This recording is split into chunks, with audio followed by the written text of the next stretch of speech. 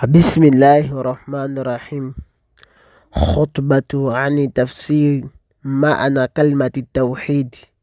خطبة ya leero ejja kubeera ng'eri ku mulamwa ogw'okubeera nga tafsiru kalimati maana atawhid, okwanjuluza oba okunnyonnyola ekigambo amakulu g'ekigambo atawhid kituyita okwawula Allah tabaraka wa ta'ala mu bwomu bwe. Al khutbatul ula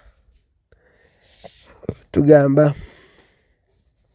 alhamdulillahi rabbil alamin arrahmanir rahim maliki yawmiddin la izza illa fi ta'atihi wala sa'adatan illa fi ridahi ولا نعيم إلا في ذكره الذي إذا أطيع شكره وإذا عصي تاب وغفره والذي إذا دعي أجابه وإذا استعيذ به أعاذه وأشهد أن محمدا عبد الله ورسوله صلى الله عليه وسلم تسليما كثيرا.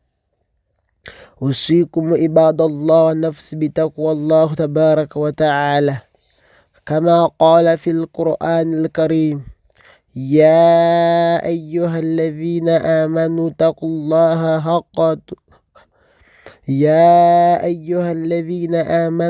الله حق تقاته ولا تموتون إلا وأنتم مسلمون. مخدمة قفة وقامبا amatendo gonna ga Allah tabaraka wa ta'ala oyo Allah omulezi wa buli kitonde kyonna, omulezi wa buli kintu kyonna kiri mu maggulu omusanvu ne mu nsi omusanvu. Arrahman rahim, omusaasizi era ow'ekisa ekingi. Maliki yawmiddin, oyo kabaka ow'olunaku olw'okusasula amabanja oba olunaku olw'enkomerero. La izza illa fi ta'atihi, teri kitiibwa kyonna okujjako nga kiri mu kumugondera. Teri muntu yenna ayitibwa wa kitiibwa oba teri muntu yenna afuna kitiibwa okujjako ng'ekitiibwa ekyo akifunye mu kugondera Allah tabaraka wa ta'ala. Wala sa'adatan illa fi ridahi, era teri kwesiima kwonna mutonde kwafuna okujjako ng'akufunye mu kumusiimisa Allah tabaraka wa ta'ala. Teri kwesiima kwonna okujjako nga kuli mu kumusiimisa Allah tabaraka wa ta'ala. Wala naima illa fi dhikrihi, teri kyengera kyonna muntu kyafuna, teri kyengera kirungi kyonna okujjako nga kiri mu kubeera ng'ojjukira Allah tabaraka wa ta'ala. Alladhi idha uti'a shakara, oyo Allah tabaraka wa ta'ala nga singa omuntu aba amugondedde n'abeera ng'atadde mu nkola amateeka ge shakara, Allah amusiima. Wa idha usiya taaba wa gafara, ate Allah oyo gwenjogerako yoyo nga singa omuntu aba amujeemedde n'akola edhambi n'akola amaasiya n'agezaako omujeemera, taaba wa gafara, Allah oyo gwenjogerako amuddiramu n'amusonyiwa. Allah asonyiwa gwenjogerako. Walladhi idha du'iya ajaaba, oyo Allah singa aba asabiddwa omutonde yenna n'asaba Allah tabaraka wa ta'ala ajaaba, Allah amwanukula. Wa idha istu'idha bihi a'adha, ate nga singa omuntu yenna aba yeekingiriza naye nga yeewogoma gy'ali okubeera ng'awona akantu koona, a'adha, Allah akamutaasa era akamuwonya. Wa ashhadu anna muhammadan abdullah wa rasuluhu, nkakasa nti mazima nabbi waffe Muhammadi muddu wa Allah tabaraka wa ta'ala era mubaka we, sallallahu alayhi wa sallim tasliman kathira. Saba Allah subhanahu wa ta'ala amuseeko okusaasira, amuseeko ebyengera n'emirembe nga miyitirivu. Usikum ibadallah wa nafsi bitaqwa Allah tabaraka wa ta'ala, badduba Allah mbakuutira nga nange seereseeyo nkuutira emyoyo gyammwe wamu n'ogwange ku nsonga y'okutya Allah tabaraka wa ta'ala. kama qala fil Qur'anil Karim, nga Allah yayogera mu kitabu kye ekitukuvu Qur'ani yagamba nti ya ayyuhalladhina amanu, abange mmwe abakkiriza, abaye mmwe abakkiriza, ittaqullaha haqqa tuqatihi, timutye nnyo Allah tabaraka wa ta'ala mu butuufu bw'okumutya, wala tamutunna illa wa antum muslimun, era okufa tekubatuukangako, temutuusibwangako okufa okujjako nga mulimu abo abantu abajemulukuse eri amateeka ga Allah tabaraka wa ta'ala. Ibadullah, abange mmwe abaddu ba Allah abampuliriza, at-tawhidu, tugenda kulaba ekigambo tawhidu. Ibadullah al-kiram, abaddu ba Allah ab'ebitiibwa abampuliriza, at-tawhidu huwa ifradullah ta'ala bima yaqtas bihi wama yajibu lahu subhanahu, bal agamba nti huwa ifradullah ta'ala bima yaqtas bihi, nti kyebayita tawhidi oba kyebayita okwawula Allah tabaraka wa ta'ala, huwa ifraduhu ta'ala bima yaqtas bihi, kwe kubeera ng'oyawula Allah tabaraka wa ta'ala n'ebyo ebimu eyawuliddeko nga bibeereka Allahu azza wa jalla, nga teri yenna kirina okujjako Allah tabaraka wa ta'ala, kwe kubeera ng'omwawula n'ebyo ebimu eyawuliddeko Allah tabaraka wa ta'ala ebiri special ku ye, wama yajibu lahu subhanahu, n'ebyo n'ebimu ogwanidde Allah w'ekitiibwa eyewukana, okubeera ng'omwawula n'ebyo n'ebimwawudde ku bintu ebirala, n'okubeera ng'omwawula Allah tabaraka wa ta'ala n'ebyo ebimu eyawuliddeko Allahu azza wa jalla, n'ebyo byonna ebibeera nga bimukakatako oyo Allah eyewukana.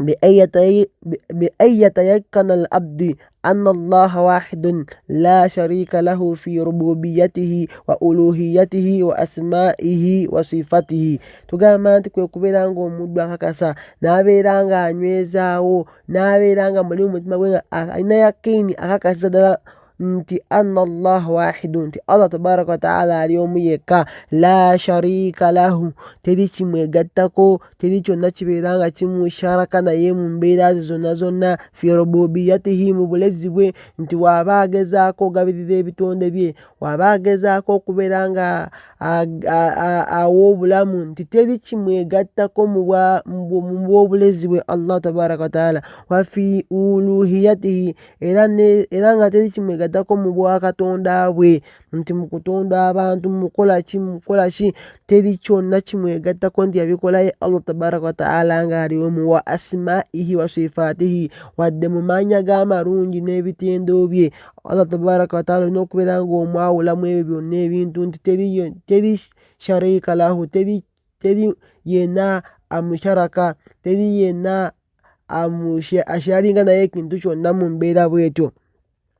Wa ma'anahu, ate amakulu g'ekigambo ekyo, yatayakkana al-abdu wa yakarra anna Allah wahdahu rabbu kulla shay'in wa malikahu, kwe kubeera ng'omuddu akakasa, era n'akkiriza ddala n'anywezaawo nti mazima Allah tabaraka wa ta'ala ali omu yekka, rabbu kulla shay'in wa malikahu, era nti ye mulezi wa buli kintu kyonna, ye mulezi wa buli kintu kyonna, wa malikahu, era ye kabaka waakyo, era ye mufuzi waakyo, wa annahu al-khaliqu wahidahu, era n'obeera ng'okakasa kigambo tawhidi kikakasaawo nti mazima Allah tabaraka wa ta'ala annahu al-khaliqu, ye mutonzi, wahidahu, yeka yeka, teri muntu mulala yenna oba teri katonda mulala yenna atali ye, al-mubaddiru al-kawni kullihi wahdahu, oyo Allah omuteesiteesi wa programu, oyo Allah omuteesiteesi wa buli kintu kyonna yeka yeka mu bwomu bwe. Wa annahu subhanahu huwa al-mustahaqqu lil-ibadati wahdahu la sharika lahu, era kwe kubeera ng'omuddu akakasiza ddala nti Allah subhanahu wa ta'ala, oyo Allah eyawukana owa waggulu ennyo, huwa al-mustahaqqu lil-ibada, yeka yeka asaanidde okubeera ng'asinzibwa, wahdahu la sharika lahu, yeka yeka nga teri kye tumugasseeko, nga bw'olaba abantu abalala bagattako Allah n'ebintu ebirala, basinza Allah basinza ne baalubaala twale wa anna kullu ma'budu siwahu fahuwa batilu. Era omuddu alina okubeera ekigambo ekyo kitegeeza nti omuddu alina okubeera nga akakasa nti anna kullu ma'budu siwahu fahuwa batilu, nti kyonna kyonna ekisinzibwa ekitali Allahu tabaraka wa ta'ala fahuwa batilu, ekyo ekintu aba akinza mu bufu oba mu bukyamu tekituuka. Wa annahu subhanahu muttasifu bisifatil kamal. Era n'omuddu alina okubeera amakulu g'ekigambo ekyo kitegeeza nti omuddu alina okubeera nga akakasa nti mazima Allah eyawuka n'owa waggulu ennyo muttasifu bisifatil kamal, nti yekka yatendebwa n'ebitendo ebijjuvu. Woba otenda nti Allahu akbar, nti Allah is the great, nga ye atendebwa n'ebitendo ebijjuvu temuliimu ki nuqsan. Munazzahu an kulli aibu wa naqsi. Era olina okubeera nga okakasa nti Allah tabaraka wa ta'ala munazzahu, yetukuza Allah, yejjereza oba yejjako koona koona an kulli aibu, talina kamogo koona wa naqsi wadde obukendeevu.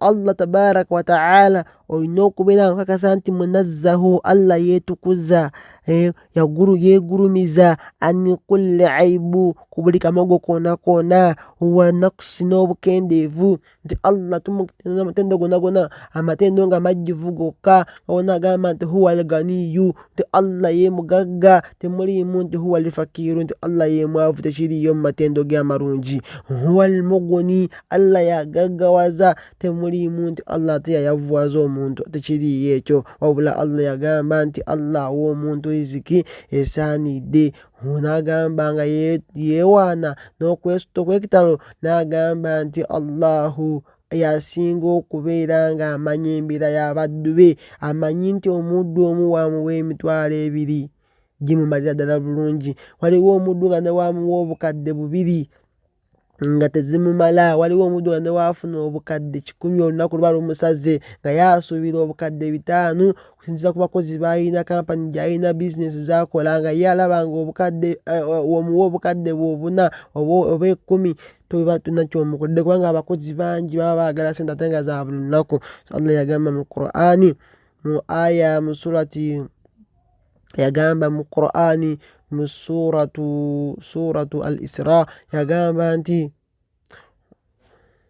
wa anna rabbaka yabsutu rizqa liman yasha'u wa yaqdir innahu kana bi'ibadihi khabiran basira. Mu aya eyo Allah yagamba nti Allah agaba riziki, agaziya riziki, awa riziki nga nyingi eri omuddu. Era Allah waliwo abaddu bawa riziki nga nsaamusaamu just ya kigero. N'agamba nti wa annahu kana bi'ibadihi khabiran basira, mazima Allah tabaraka wa ta'ala okuva edda nedda y'abaddu baabategeera nnyo khabiran, abategeera alina experience mu bo, basira era abalabira ddala bulungi bw'ati, abamanyi nnyo nti amanyi omuddu nti waba amuwadde 5 ajja kusanyuka yeebaze akole sujudu shukuru olw'okuba nti afunyeyo 5,000. Era waliwo omuddu nga wamuwa 2,000 masha Allah, naddala abaana b'amasomero abo wafunayo 10,000 olw'okubeera nga abeeramu ne ka pocket money wali eri, awulira ddala nga masha Allah olunaku luwedde. Naye ate ggwe omuddu omusajja omukulu opangisa renti, ne bw'ofuna 5,000 olaba nga tewali wallahi kyaba akoledde. So tweyongerayo mu maaso, n'agamba Allahu tabaraka wa ta'ala, tuyongera mu maaso nga tutegeeza amakulu g'ekigambo ekyo, ekigambo ky'endiko ekya kalimati at-tawhidi. Tugamba nti omunazzahu an kulli aibu wa naqsi, tumazeewo n'agamba nti lahul asmaul husna wa sifatil ula, nti Allah tabaraka wa ta'ala yoyo nanyini. Ekigambo ekitegeeza nti Allah lahul asmaul husna, ye nanyini mannya amalungi, yajjudde amannya amalungi, wa sifatil ula, n'ebitendo ebyawaggulu ennyo, n'ebitendo eby'ebitiibwa ebyenkizo ebyawaggulu ennyo. Qala Allahu ta'ala, Allah agamba ekigambo ekyo mu Qur'an. Allah yagamba mu Qur'an, yagamba Allahu la ilaha illa huwa lahul asmaul husna. suratu Taha aya ya 8. Allah yagamba nti Allahu la ilaha illahu, nti Allah yeye Katonda yekka yoyo asinzibwa mu butuufu, teri asinzibwa okuggyako ye. Lahul asmaul husna, era Allah tabaraka wa ta'ala oyo yenna ayina mannya marungi, ayina amannya amarungi. Tweyongerayo mu maaso tudda ku fiqhu tawhidi. Ekigambo ekyo tawhidi kitegeeza ki amakulu ag'amaddala ddala? Ekigambo ekyo ng'ozzemu fiqhu tawhidi, tawhidi wa fiqhu ow'abafuqaha tugamba nti Allahu jalla jalaaluhu wahidu la sharika lahu. Ekigambo ekyo Allah tabaraka wa ta'ala tegeeza nti Allah jalla jalaaluhu, Allah ow'ekitiibwa ow'ewaggulu ennyo, wahidun ali omu yekka, la sharika lahu teri kimwegattako, ahadun la mathila lahu fi dhaatihi wa asma'ihi wa sifaatihi wa af'aalihi. Allah ali omu yekka, la mathila lahu teri kyonna kimwefaanaaniriza, teri yenna amwefaanaaniriza, fi dhaatihi mu bwakatonda bwe, wa asma'ihi ne mu mannya ge, wa sifaatihi n'ebitendo bye, wa af'aalihi n'ebikolwa bye. Nti Allah ye mu bitendo bye, mu bikolwa byakola teri yenna amwefaanaaniriza. Gw'osobola okulaba akawala nga kalungi ng'olaba tosobola na kubeera ng'okagyawo essaawa yonna, ye Allah mu bikolwa bye sobosalawo nti wadde mulungi atya n'amuttirawo n'amutta. Onoolabanga kale laba omwana abadde talina buzibu bwonna, naye nga ye alaba nga yasaanidde okukola ki? Kyebagamba nti Allah teri amwefaanaaniriza mu bikolwa bye, mu bitendo bye, mu mannya ge. Lahul mulku wal khalqi wal amru wahdahu la sharika lahu. Allah yenna ayina bufuzi, yenna ayina mulondo, wal khalqi yenna ayina kutonda, wal amru ate era Allah yenna ayina biragiro byonna byonna, wahdahu yekka omu bw'ati, la sharika lahu teri kyonna kimwegattako, teri kyonna kimugattako mu mbeera bw'etyo, talina muyambi mu mbeera gye twogeddeko waggulu awo. N'agamba nti huwa almalku wa kullu ma siwahu mamluku lahu. Allah tabaraka wa ta'ala ye kabaka, ye mufuzi, wa kullu ma siwahu mamluku lahu, era buli kyonna ekitali ye kiba kiri wansi we, kiri subordinate gy'ali, kiba Allah y'aba mufuzi waakyo. Buli ekitali Allah tabaraka wa ta'ala, abo be tuyita nti abo be baddu ba Allah tabaraka wa ta'ala. Huwa maliku ye kabaka, abasigadde boona boona bali mu bufuzi bwa Allah tabaraka wa ta'ala, mamluku ti Allah y'abatwala. Wa huwa rabbu wa kullu ma siwahu abdun lahu. Allah ye mulezi, ye sayyidu, ye kabaka, ye wawaggulu. Huwa rabbu ye mulezi waffe, awa master, wa kullu ma siwahu abdun lahu, era kyonna ekitali ye baba baddu abamudduwe. N'agamba nti Allah tabaraka wa ta'ala wa huwa al-khaliqu wa kullu ma siwahu makhluqu. Allah tabaraka wa ta'ala ye mutonzi, era kyonna ekitali ye Allah tabaraka wa ta'ala kitonde. Ti Allah ye mutonzi wa buli kintu. Amakulu g'ekigambo tawhid tutegeeza nti Allah ye mutonzi wa buli kintu, wa kullu ma siwahu makhluqu, era kyonna ekitali Allah kitonde.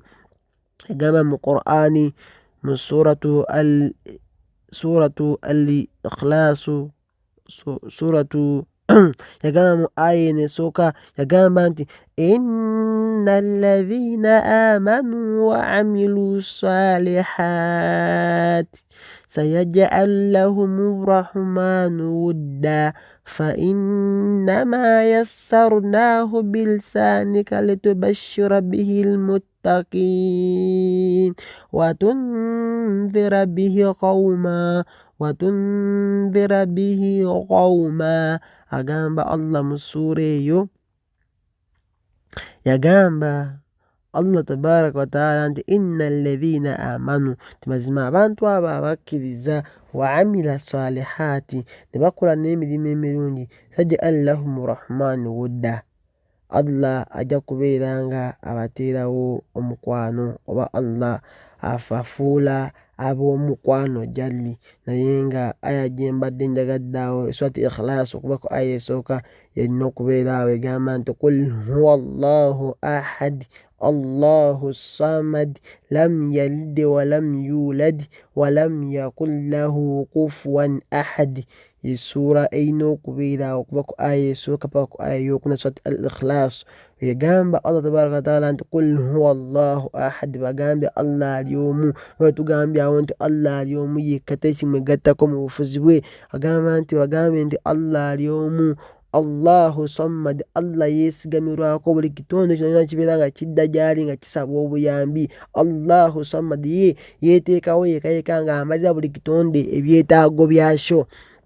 N'agamba nti lam yalid walam yulad, Allah tazaala era teyazaalibwa, walam yakun lahu kufuwan ahad, ate Allah talina kimwefaanaanyiriza yadde. Walam yakun lahu kufuwan ahad, Allah talina kimwefaanaanyiriza. Tugambye wano nti wahuwa al-khaliqu wa kullu ma siwaahu makhluuqun, nti Allah ye mutonzi, ebisigadde byonna bitonde, teri kimwefaanaanyiriza. Ne tugamba wano nti wahuwa rabbu wa kullu ma siwaahu abdu, nti Allah ye master, our master, ye mulezi waffe, nti buli kyonna ekitali ye aba muddu.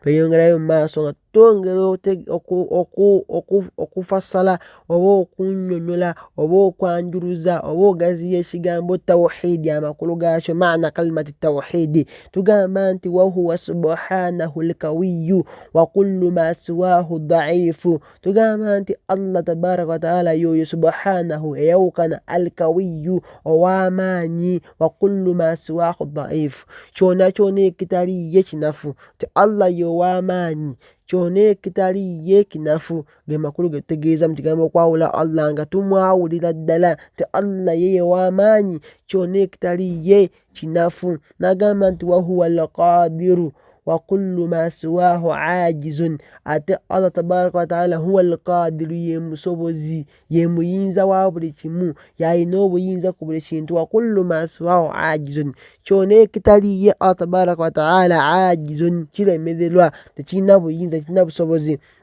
Wahuwa alkabiru wa kullu ma siwaahu sagiru, Allah ye munene, Allah ye ow'ekitiibwa. Wa kullu ma siwaahu sagiru, kyonna ekitali ye kitono, kyonna ekitali ye kya wansi, Allah wa kitiibwa. Kyonna ekitali ye kantu kaba katini nnyo, Allah yekka gwe tumanyi ng'omunene, ebisigadde byonna bitono, era ekitasoboka ye Allah, wabula buli kantu akasigadde kasoboka.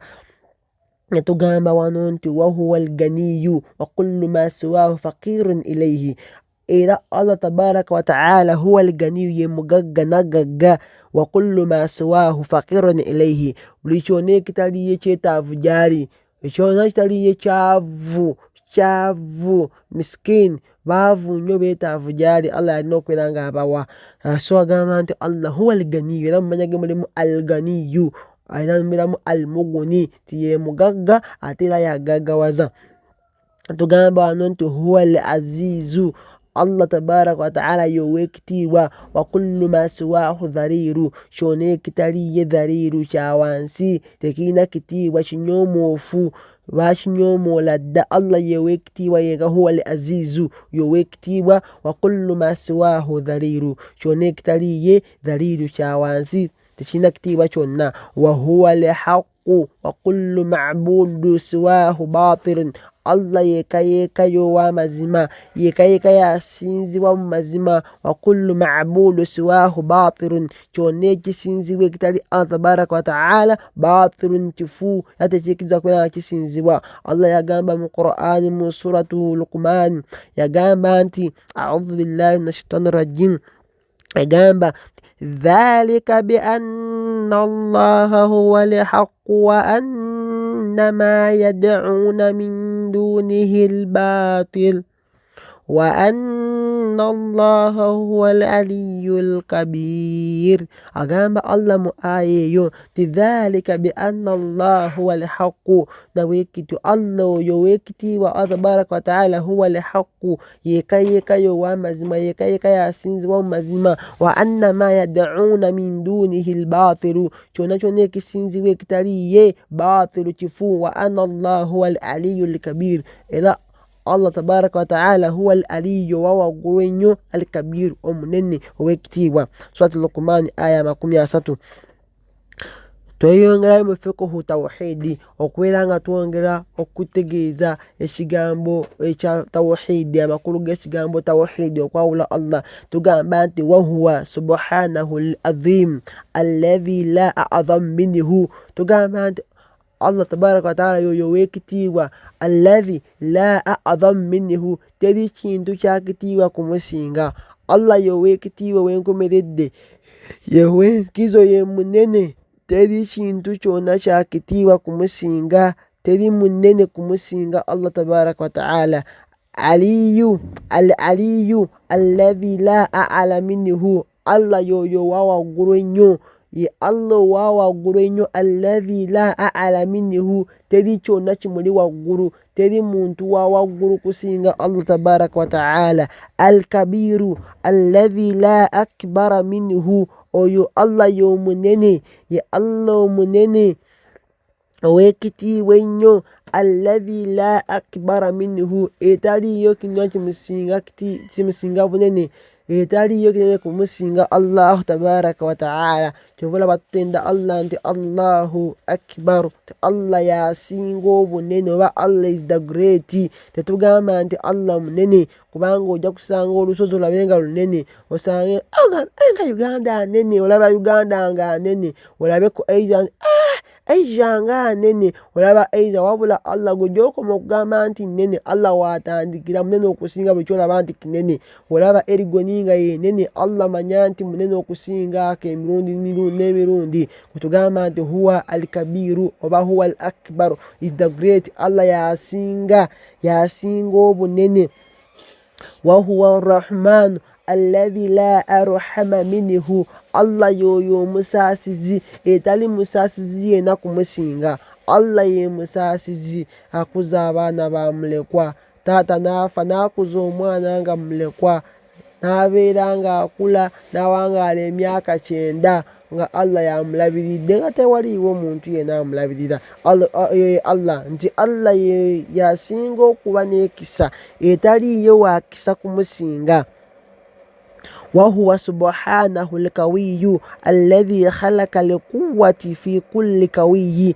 الله سبحانه oyo Allah gwenjogerako eyawukana, huwa al-qawiyyu, y'ow'amaanyi, alladhi khalaqa al-quwwata fi kulli qawiyyi, oyo ayatonda amaanyi buli mugolaba ow'amaanyi. Mangi olaba nti gundi baba alina amaanyi, yasitudde ekizimbe kiramba muntu omu, olaba amaanyi agalina. Kati Allah y'ow'amaanyi, abawaako buyo obwanyi bwolaba nti balina ku maanyi. Allah y'ow'amaanyi, yini kubeera nga atonda amaanyi eri buli gwolaba ow'amaanyi. Al-qadirun alladhi khalaqa al-qudrata fi kulli qadirun, oyo Allah y'omusobozi, omusobozi Allah, omuyinza wa buli kimu, era oyo Allah awaako obusobozi ku buli gwolaba alina obusobozi. Nga olaba nti waliwo omuntu asobola okubeera nga azimba kalina mu nnaku 2, kati Allah yabawaako kudura, Allah yagaba obusobozi obwo bwolaba mu abo bolaba bonna abasobozi. Ar-Rahman alladhi khalaqa ar-rahmata fi kulli rahimin, Allah y'omusaasizi, oyo awaako bwolaba ekisa, awaako abantu obusaasizi, bwolaba mu buli gwolaba musaasizi, Allah yamuwaako buwi, kuba Allah ye omusaasizi asinga, y'ow'ekisa asinga. Kati wolaba nti gundi nga alina ekisa, gundi nga alina omutima omusaasizi, Allah just amuwaako buwi ku busaasizi bwe, wabula Allah tabaraka wa ta'ala ye omusaasizi asinga. Al-alimu alladhi allama kullu makhluqu, oyo Allah tabaraka wa ta'ala huwa al-alimu, ye mumanyi ow'enkomeredde, y'omumanyi asinga. Alladhi allama kullu makhluqu, oyo amanyisa oba awaako knowledge, awaako irimu buli kitonde kyonna. osanga olinga inginiya mukenkufu nnyo, osanga olinga mu masimu muyitirivu nnyo kati nga ffe osanga nga amasimu tugategeera ddala paka mu byenda, n'osanga olinga ategeera obusawo ng'asobola okukola operation, n'akola operation y'omwana omuto eyakazaalibwa, n'osanga olinga muntu mukugu buli kimu nga mukekensa, wabula Allah yatuwaako buwinolejo eyo n'atumanyisa kubanga huwa al alimu, ye Allah y'omumanyi ow'enkomeredde ow'okuntiiko. Huwa razzaaqu alladhi khalaqa jami'il arzaqu, Allah ye mugabirizi huwa razzaaqu yagaba riziki, yagabirira bitonde era y'oyo awaako buli gw'olaba omugabirizi, buli gw'olaba abagaba riziki, abawaayo, abasima bo, abazimba emizigiti, Allah yabawa riziki. Wal marzuqina, n'abantu abagabirira yawa buli arzaaqu, yagaba jami arzaaqu wal marzuqina, bona abagabirira n'abantu abagabirira Allah tabaraka wa ta'ala yabawaako riziki. Yagamba mu Qur'ani ti dhalikumullahu rabbukum la ilaha illa huwa al khaliqu kulli shay fa'buduhu wa huwa ala kulli shay'in wakil.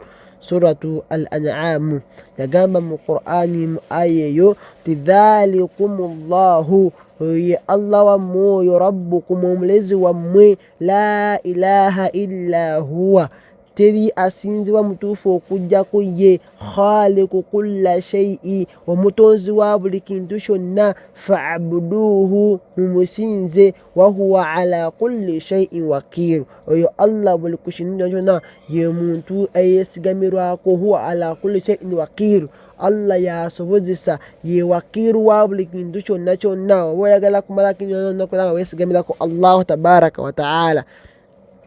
Twongerayo okutegeeza ekigambo tawhidi amakulu gaakyo, tugamba nti wahuwa subhanahu al ilahi al haqu alladhi yastahaqqu al ibadati wahdahu duna siwahu. Tugamba nti amakulu g'ekigambo tawhidi okitegeeza ekirala, tugamba nti huwa, tutegeeza nti wahuwa subhanahu, nti Allah yoyo eyayawukana, al ilahu katonda, al haqu katonda ow'amazima, alladhi yastahiqqu al ibada wahdahu duna siwahu, oyo yeka yeka asaanidde okubeera nga asinzibwa yeka bw'omu, etali kintu kirala kyonna kisinzibwa mu butuufu.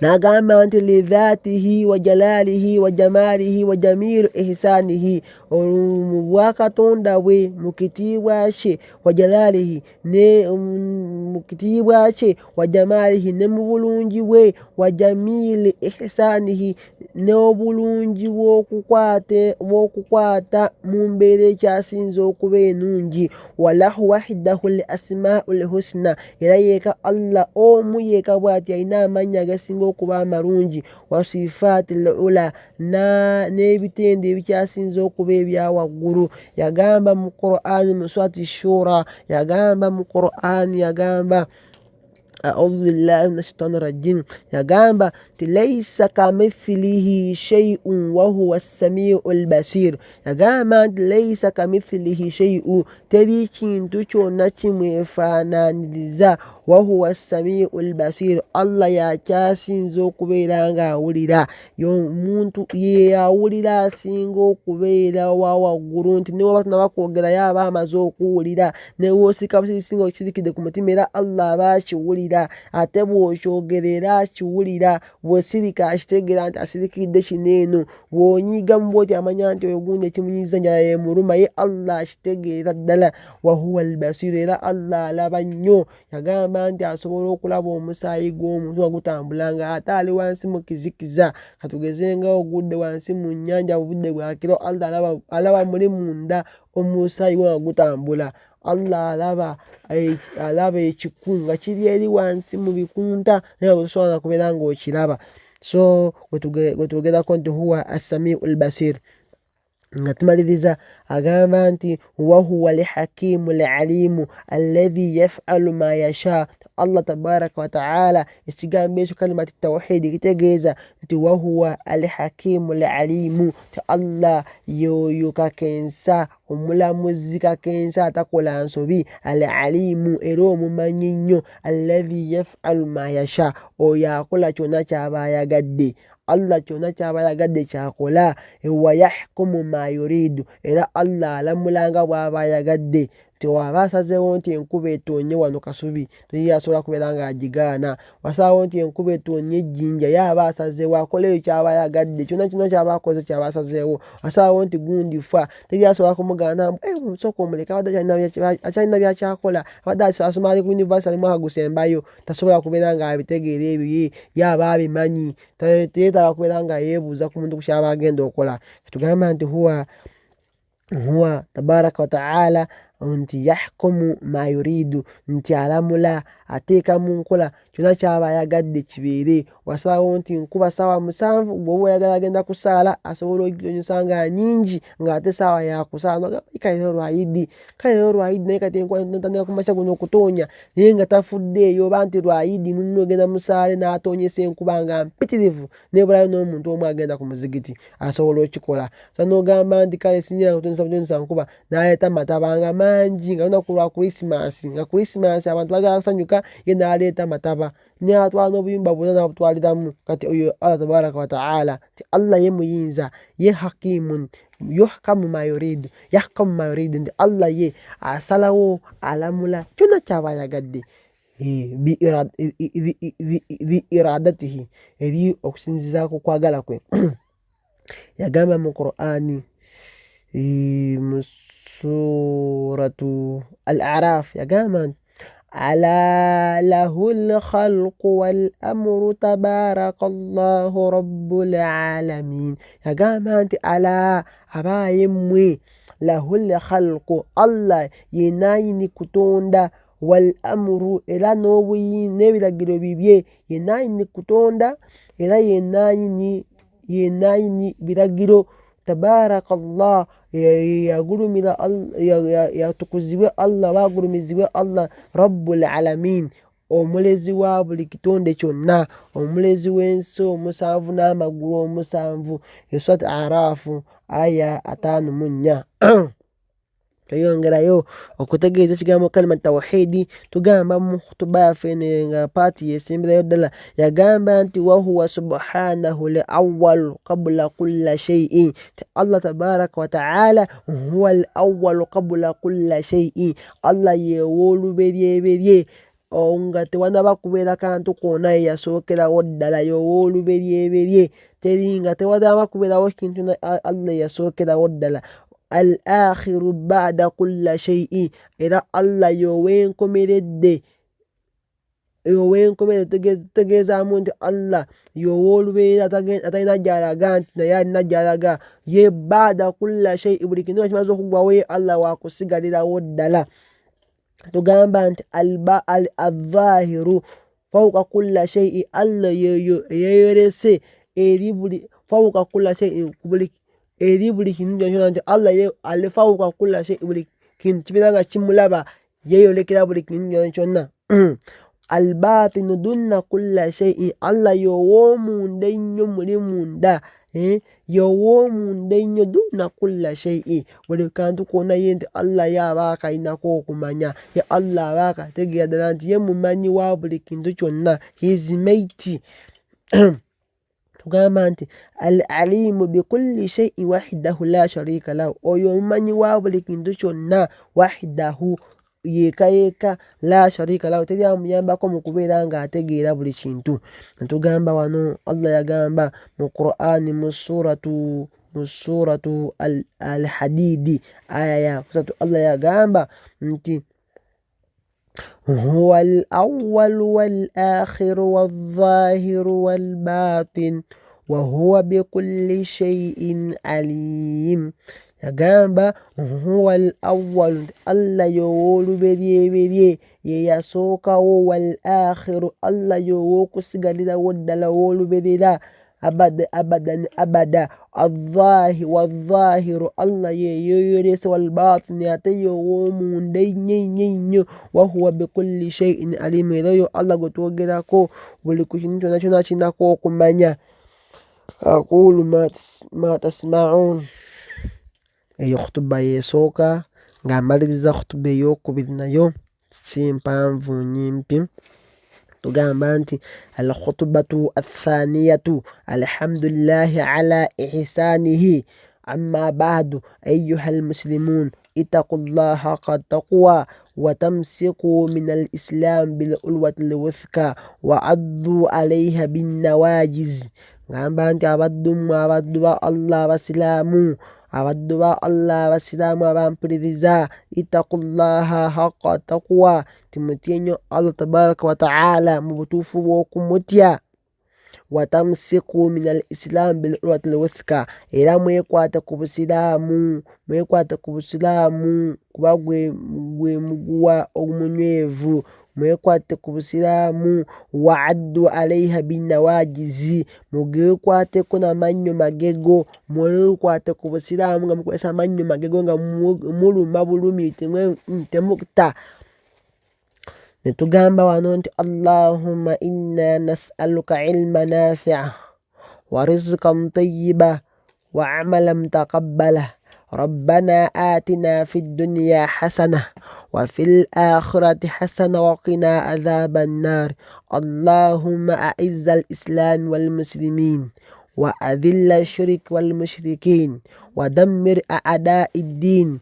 وانصر عبادك الموحدين اللهم اغفر كل جميع الأموات المسلمين والمسلمات واجعل اللهم في قبورهم الضياء والنور والفسحة والسرور والبهجة والحبور اللهم فإن كانوا محسنين فازد في إحسانهم وإن كانوا مسيئين فتجاوز عنهم أجمعين وآخر دعوانا أن الحمد لله رب العالمين أخوكم في الله إبراهيم وكنتو أنطونيو